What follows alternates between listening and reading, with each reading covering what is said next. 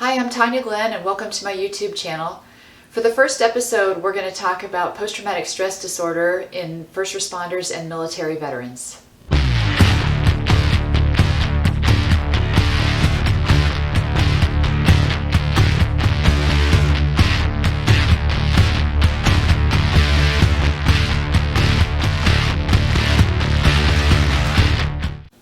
Hi, I'm Tania and welcome to my YouTube channel. Today we're going to talk about post-traumatic stress disorder for first responders and military veterans.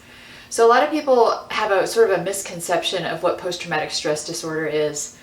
What it is some sort of physiological response to a stress that is so extreme it's beyond your human coping capacity.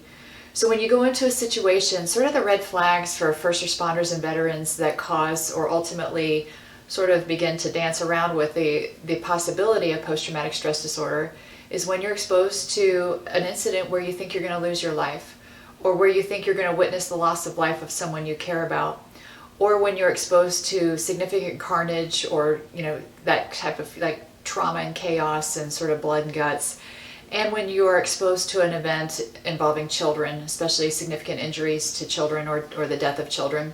Those are the types of events that our brains just don't process like normal. So what happens is, at the time of the trauma, what you see, hear, taste, touch, and smell gets captured in the frontal lobe of your brain. And you guys, your frontal lobe is right behind your forehead. At a time of trauma, your brain doesn't have time to process your thoughts or your emotions about the event. So what happens is your frontal lobe captures what you see, hear, taste, touch, and smell for you for later on. And then what happens over time is you start to replay it. This is your brain's way of saying, you've got to deal with this, you've got to deal with this, you've got to deal with this. And the very important thing that's happening at this point is this. The parameters that we set for our patients is by 7 days post-incident, we want the event as though it's beginning to fade. In other words, your healthy, resilient brain is processing and downloading it and pushing it into your long-term memory. So it goes from being in your face to starting to fade. The nightmares have slowed down, the sights and smells, the video replay, that's all really starting to slow down and go away. And by 2 weeks post-incident, we want that thing banked in your long-term memory. So what that means is that you basically process and download it and push it to the portion of your brain where it's supposed to be stored, which is your long-term memory. Now the difference between a trauma and a bad memory is that a trauma stays locked up here in your frontal lobe and continues to trigger you forever versus a bad memory. We all have bad memories. I could ask you to pull up a bad memory and you will, and you'll push it back, but it doesn't ruin your day and trigger you for several hours. So the key is that we get the brain to process the trauma. When it doesn't and it stays in your frontal lobe, what happens over time, you guys, is the physiology starts to change.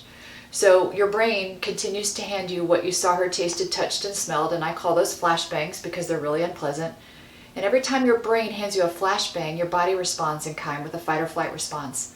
And in that fight or flight response, you produce the stress hormone cortisol. Over time, what happens is the cortisol gets so high in your system in order to not go toxic, it actually crosses the blood-brain barrier and it seeps into your brain. And it hits this thing called your hippocampus, which is the thing that helps you manage trauma. And when it does that, it actually causes it to shrink. And when that happens, it hijacks your amygdala caveman, the thing that sends you into fight responses. And when that thing is hijacked, what it does is it constantly scans the environment for any possible cue that could put you in danger. And it sends you into all these subsequent fight or flight responses based on a smell or a sound or something just very innocuous, which of course produces more cortisol, crosses the blood-brain barrier, and shrinks the hippocampus and hijacks the amygdala. So I explain this to you because I want you to understand that this is a physiological process. This is also a thing that we can help mitigate, we can help prevent, we can help reverse, and we're going to talk about that in the next video.